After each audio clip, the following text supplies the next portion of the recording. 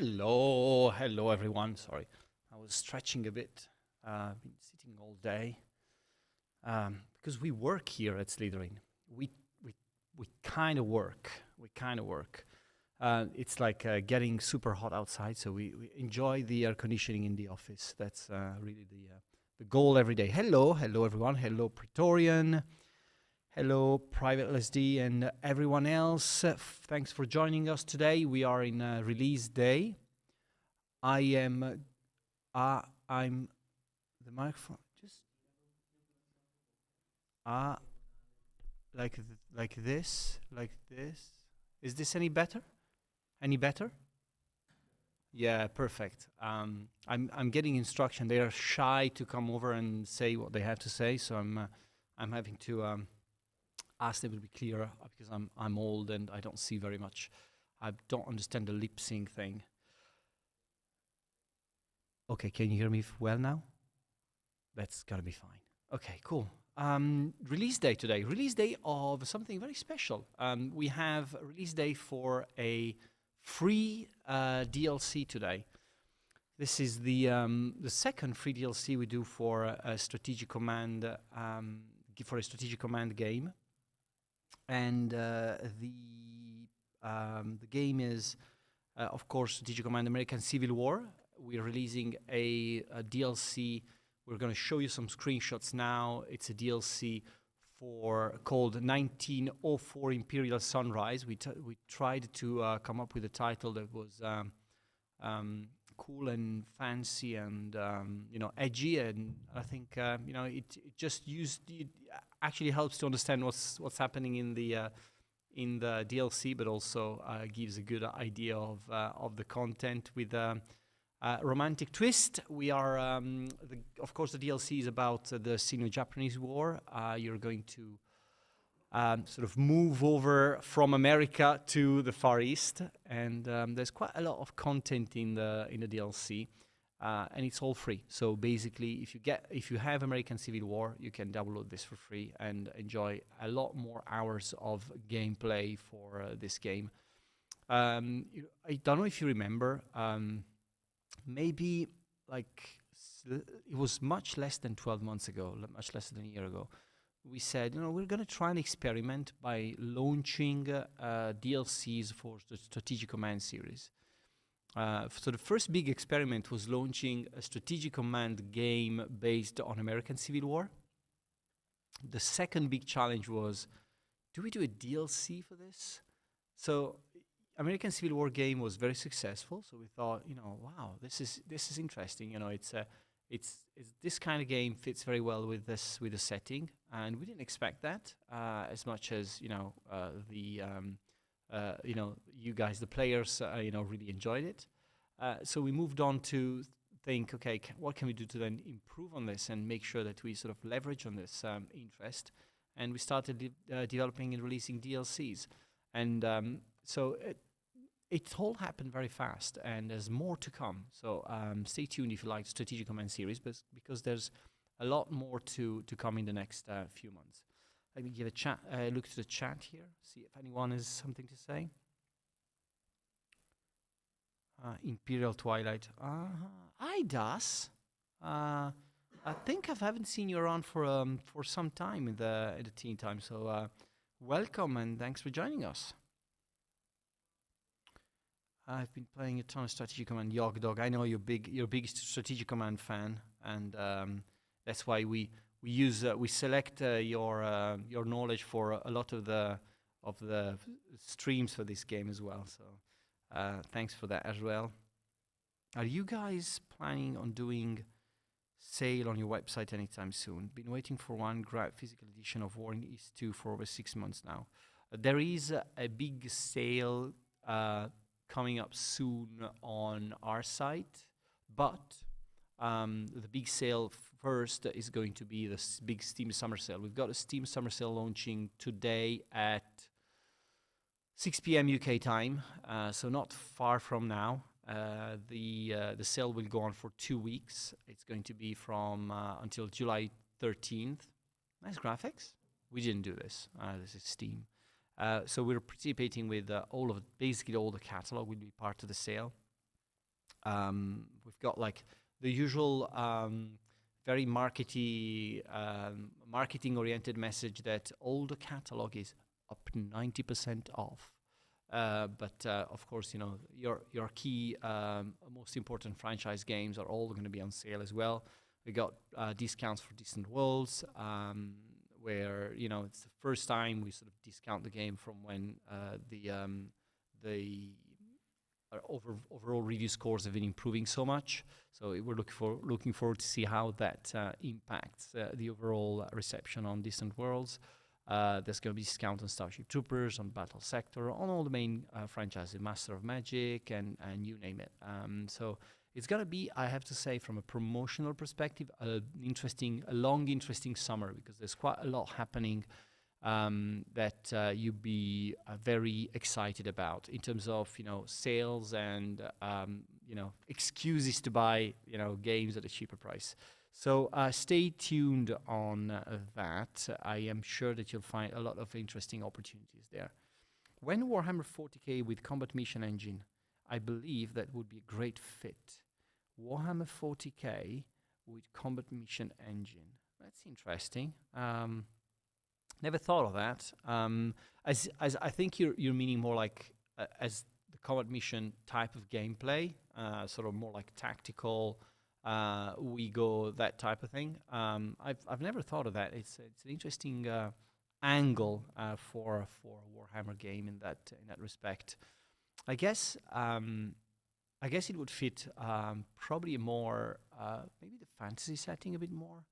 I don't know. It's interesting. Thanks for the tip. We'll definitely keep that in mind for the future. I only take 0.01% of the sales. That's fine. We'd go for that. If we ever do one of these, we'll ping you an email, and if you're around, if you answer that email within 24 hours, you guaranteed 0.01%. I'll let you know about that. I'd love to see a Broken Arrow Steel Division type game in the Warhammer 40k setting, Yogdog. Well, I guess in a way you could refer to that as a Total War type of game. Of course, slightly different, with slightly different mechanics, but overall, sort of the look and feel of it would probably be very similar to what a Total War game plays, or how a Total War game plays. So not a lot of differences. But in the 40k setting, of course, there's nothing like that. So full disclaimer: this is not tea for tea time, but we need something fresh and something refreshing for. So I'm gonna say this is iced tea. So that's the summer sale I was saying is kicking off today. We are also going to have a sale on our site very, very soon. Stay tuned. There is a great way of knowing what's happening from a sales perspective. Just check our website every Monday. We publish an article called What's the Deal? And you've got all the different deals you get from all the third-party stores involving our products across the board. So you'll see all the good promotional opportunities we've got in that article every Monday. And of course, make sure that you follow the Newsroom with Julia videos, and you'll get all the updates there as well. So yeah, just give it a look. It wasn't beer. I didn't say it was beer. I said it's iced tea. Just don't worry about that. Just don't say anything. No, not beer.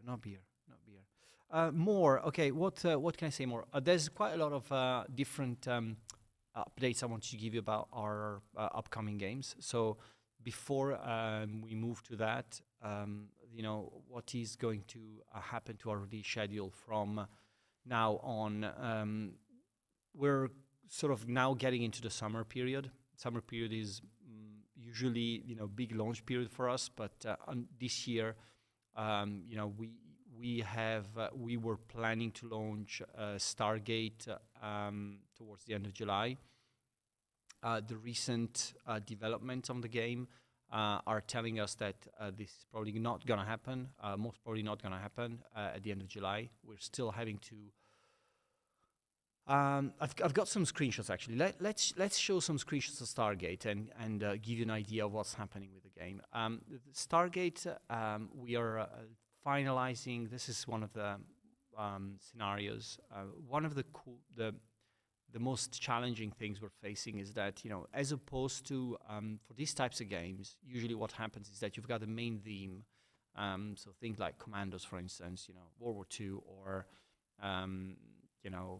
mini games or Shadow Tactics. Got like your key main setting scenario. What happens is basically that you sort of develop a set of missions within the same setting. Stargate, every single mission in the game, every single what we call episode in the game is set in a different setting because you travel the world, travel the different Stargates, and every time you go, on a new Stargate, you're basically ending up in a completely different setting. So we're having to sort of play a lot with assets and making sure that every single biome looks different and fresh and it has a different angle. So there's that. So creating all the assets is taking an inordinate amount of time, and also, making a game for us that really reflects on the Stargate universe is very important. So narratively, we're trying to tell a story that's complicated and articulated in a way that you guys get to know the characters and their relationships and how they interact with each other. And doing that is taking longer than we expected, just because at Slitherine we've never been much involved into telling complex stories. For the war games and the strategy games we've always done, we've never been into the storytelling. So it's new for us, but it's also important that we get it right. So having to do all the scripts and the character recordings and and the videos to tell the stories and such is something that we're taking longer than expected, but we're also putting a lot of care and attention in doing it. So it's going to take a little bit more time. It's not going to be a massive delay, but it's probably not going to happen. Most probably not going to happen within the end of July. I'm more than happy to share this. More news about it. What we'll have, come what may, we'll have a big event covering Stargate towards the end of July, because we know that the 25th of July is the anniversary of the release of SG-1.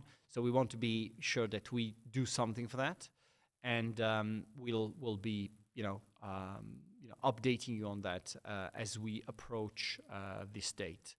It's either going to be actual showcase of the game, that's for sure, but also a little bit more about the story and the characters, and whatever we are going to be able to show it to you in a final stage, that's going to be part of our showcase that we're preparing for the end of July, if everything goes well. That's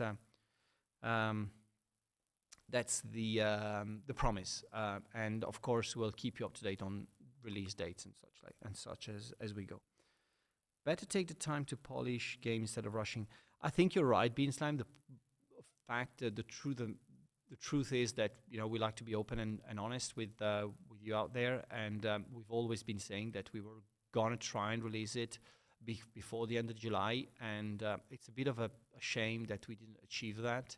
But the team in Poland has been, a great team, and they are really working so hard to bring a great experience to you guys that it would have been bad to just rush it or just release it, because the truth is that we could release it as it is, but we were not, happy to, do it right now, because it would be just a shame not to represent the license in the way we want. I need to get closer to the microphone. Yes, sorry for that. Open and honest, and give me some Fog 2 news. Mordante. I don't know what to say about Fog 2. There will be news about Fog 2 in the coming future, but probably not this year. Let me think. Not, I don't think we're gonna release more news about Fog 2 this year. But we've got Filgore Kingdoms coming, so that's quite a big thing, right? You know, we're taking care of the franchise whilst Filgore 2, takes a good nap for the moment.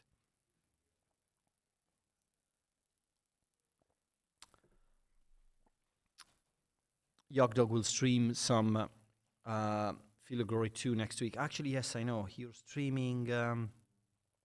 Also, Richard York is streaming some Feel Glory 2 tomorrow at 6. So here's your Feel Glory 2 news, Mordante. You'll have to, that will be enough for the moment for you. He finally got it. Gosh. Also, tomorrow we're going to release more information about Terminator. So Terminator definitely on track to release before the end of the year. We're now targeting a December release. As you know, we've been saying that December was going to be the release time frame when we did the Terminator Day back a month ago. That's still the case, tracking well. We are going to tomorrow. We're going to tell you a bit more about the Legion faction. There will be more information about how the faction works and all the nice stories about the revs and how they work within the game. There will be a bit more information about the Rev 6 and how they interact with each other. And their equipment and such, and also there will be tomorrow still we're doing some deep dive on discussing a bit the spider bots, which is Julia's favorite unit in the game, and the fire support unit for the Legion faction. Very well equipped with all sorts of different cannons and rocket launchers. You'll see a lot of information about these tomorrow on our website in a pretty interesting and in-depth article. So check it out on slitherine.com and on our social media channels. We have a couple of screenshots for Feel Glory Kingdoms. So Mordante, here's your little bit of Feel Glory for today. This is a trade screenshot. I'm trying to understand what I'm looking at right now. Is this a trade screenshot? Yes. We've got a battle screenshot and a trade screenshot. The battle screenshot is... so do you have it on? Yes, you see? We've got snowy battles now. And we've got snowflakes as well. That you see? You can fight in winter, you can fight in summer, you can fight whenever you want in Field of Glory Kingdoms. There will be more about Field of Glory Kingdoms. We're going to ask you soon. I think next week. I'm not going to be around next week. You'll have tea time with Julia. But we're going to ask you if you want to have your face on the Field of Glory Kingdoms game. So I think 3 of you will get a chance to have their face on the Field of Glory Kingdoms game. So make sure you tune in on tea time next week around 4 p.m. UK time, and that's going to be your chance. Mordante, you may have your face on a Field of Glory game. Imagine that. I'm not in there, but Alberto is, Neil is, and many of our other colleagues are. So we could actually run a contest, like find a Slitherine member within the game. That'd be really cool. Mordante wins or Riot. I think Yogdog, you're making a good point there. Maybe we should give Mordante just a clear path to have his face in the game, and then everybody else can do, the other 2 slots. Maybe that could be a good option.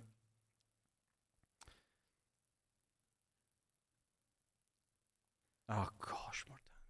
Yeah, I want you on my calendar. I want your calendar. So. Um, Alrighty. Where's the Waldos? Well, that's a good one. We should call every member of the Slitherine team a Waldo and find and do that type of contest in the game. We've been busy this last couple of weeks filming the second season of Geek Recipe.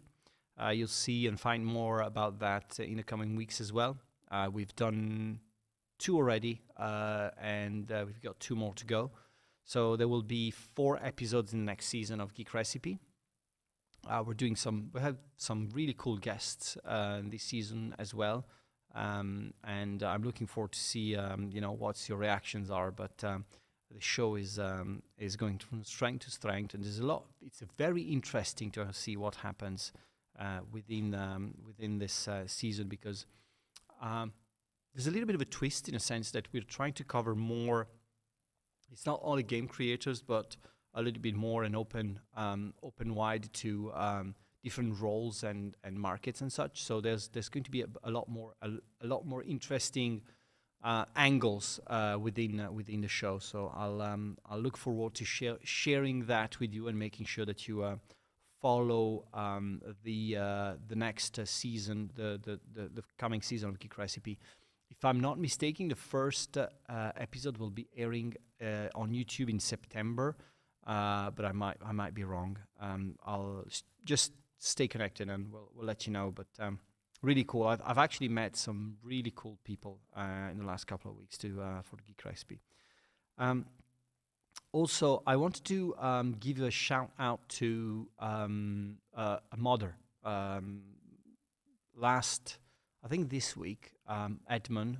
Maybe if you're online, Edmund, you can tell a bit more about it. But Edmund did a What's Your Mod with the Strategic Command, the Orb and Crown mod, and he shared some screenshots and information about that mod, and I was we were all blown away by the depth of the mod and the idea that someone would sort of go full all in and change the art and change the map and make a basically a standalone game out of it. It just makes a great mod. So I think that we're soon going to upload the episode of What's Your Mod on YouTube, and we'll let you know when we do it. But if you haven't done it so far, check it out on the Strategic Command product pages. It's and we'll also do the article about it, but yeah, check it out. It's called Strategic Command, the Orb and Crown, and Edmond in the chat will give you all the information about it. I was really impressed by the whole thing, and I just wanted to say thank you to who was the modder, Edmund. I think we should name this guy, because he's really done an incredible job at modding the game and doing a great game. So ultimately, most of the success of the latest DLCs of Strategic Command are coming from the fact that we've seen that Strategic Command has a vibrant community of people playing alternative scenarios, alternative games done by players, mods and such. So, that's how Ryan came on board as a modder for the game, and he's ended up working with us on the American Civil War game. So, if you think about your career in gaming and development, maybe this is a good starting point. Start to mod games, and it's not the first time. Kerensky, who's done all the Axis Operation DLCs for Panzer Corps, he just started as a modder, and many other people we work with started as modders within our community. So it's only good that we sort of shout out and make sure that these guys get the recognition they deserve. El Condoro. Nice name. Pretty aggressive. Right, so in terms of the streaming schedule, I just wanted to check on that. Streaming schedule for... before we get to that, as I said, I won't be around next week and the week after, but Julia will be replacing me for tea time. We have as I said, we're preparing for a big event on Stargate for the end of July. But after that, we've got quite a busy month of August. I think we've got two big DLCs for big games. We haven't announced yet. We've got DLC for Master of Magic and DLC for Distant Worlds 2 coming out, and we're preparing for a big, very busy fall and winter. One thing that's very important to us is, again, coming very clear to you and telling you what's happening behind the scenes. So there's many games where we can't tell you the progress, and we won't be, hiding that because maybe there's problems or, things are taking longer than expected, but we can't really tell you when exactly something is how to happen. So going back to, for instance, Panzer Corps Pacific or the Broken Arrow, multiplayer test that we said we were going to do in the summer. Again, something we're looking into because of the technology this requires. Broken Arrow is a bit of an example of something that just went bigger than expected. So we've got to be prepared if we're on an open beta on multiplayer that anyone who's interested is actually participating in a beta and not having problems doing that. And it's also a meaningful way for us to test the systems and make sure that that works and such. So if that's taking longer than expected, it's not because we hide stuff from you. It's just because we don't have the answers yet. So as soon as we'll have the answers, you'll know what is happening. Maybe it was the coverage of the beta here that helped with Broken Arrow. XTRG, actually, yes, you're actually right. The beta for Broken Arrow told us many things. It told us that, first of all, that the demo told us a lot of things. But the demo told us that there's a huge number of players who will play the game at launch, and we're fully aware that if you've got like tens of thousands of people playing a game at launch, you've got to have a good game at launch. Otherwise, your Steam reviews will go down, and and the developers and all that put all their work in a game, won't see the benefits of it because something doesn't work, like multiplayer or stuff that's something that you could have spent maybe a month more to fix, and it would have made a whole change, a whole difference, a whole world of difference. So we try to do that, right? To make sure that we don't fall into these traps. Hopefully that's got to pay off, but in the meantime, you'll have to be a bit more patient, and we're thanking you for that. And your patience will be rewarded.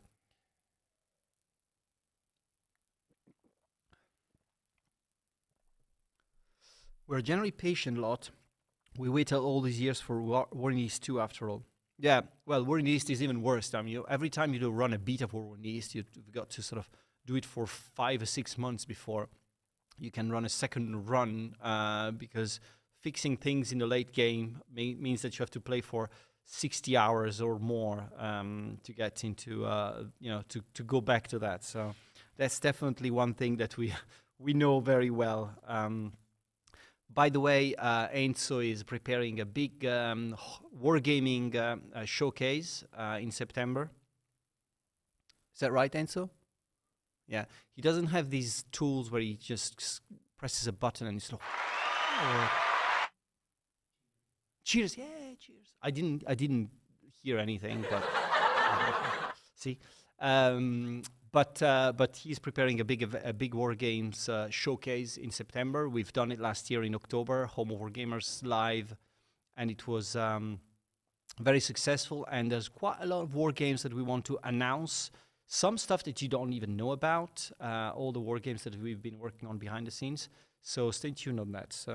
And we'll also tell you about what 2x3 is working on. Ooh.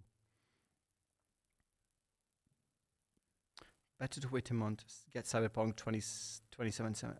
Yeah, Cyberpunk is a good example, but imagine there's even worse out there. So I have to say that I'm learning a lot from what's happening in the market in the last 3 or 4 months. These days is just pretty scary what can happen if your game doesn't work at launch.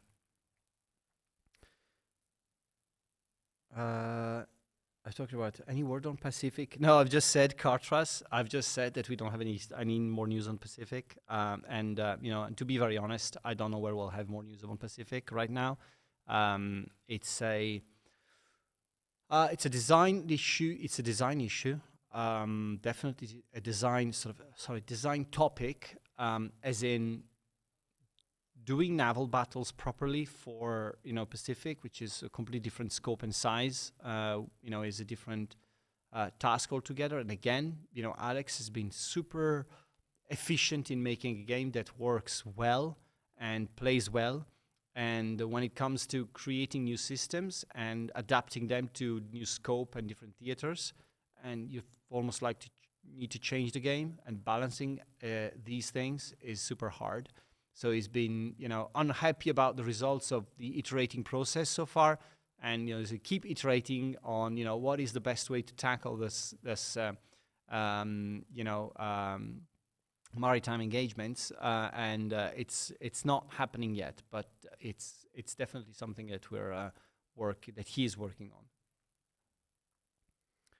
War in Europe for Shoe Event Horizon. War in Europe for Fallout 76. War in Europe. I don't know what you're talking about.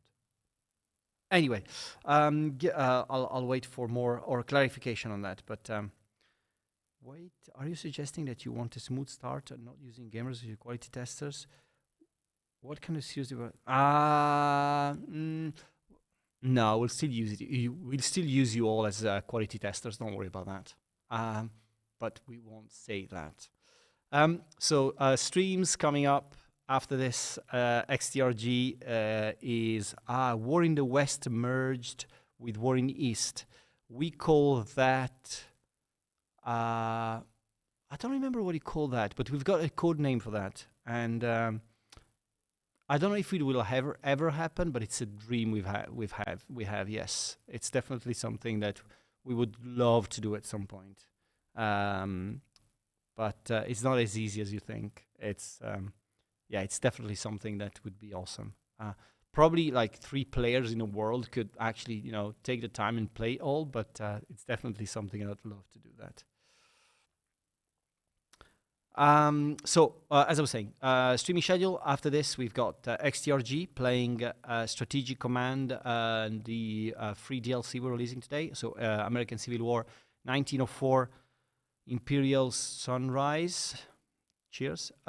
Tomorrow at 6, we've got Richard York playing Field of Glory 2 Immortal Fire, historic battle. At 8, we have Sergeant Z-Dog going through all the achievements of Starship Troopers. Well, all the achievements. Trying to beat some of the achievements of Starship Troopers for a couple of hours. And then after that, the awesome, I said awesome, Das Tactic playing Master of Magic. On Monday, we've got York Dog playing Flashpoint campaigns at 4:15, and we'll see if we'll have time to sneak in some command after that. And on Wednesday at 3, we've got Edmund, the okay Edmund, not awesome, come on. The okay Edmund playing What's Your Mod? Order of Battle. This is the return of Order of Battle. There's not any more thing that there's a lot more I would like to say. I could answer questions and things, but if nothing goes wrong in my holiday, I'll see you when I'm back on the 20th of July. In the meantime, enjoy your time with Julia. She'll be at tea time next week, and collecting feedback and faces for Field of Glory. So make sure you're around, and we'll see you next week. Bye-bye.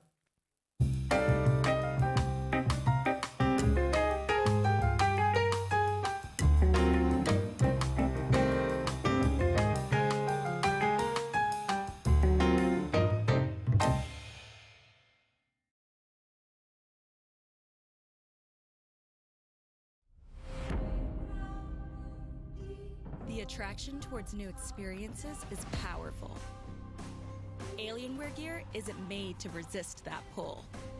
It's made to accelerate it, to transport you to new places where you can embrace difference and leave familiar behind, bringing you ever closer to the ultimate experience. See you on the other side.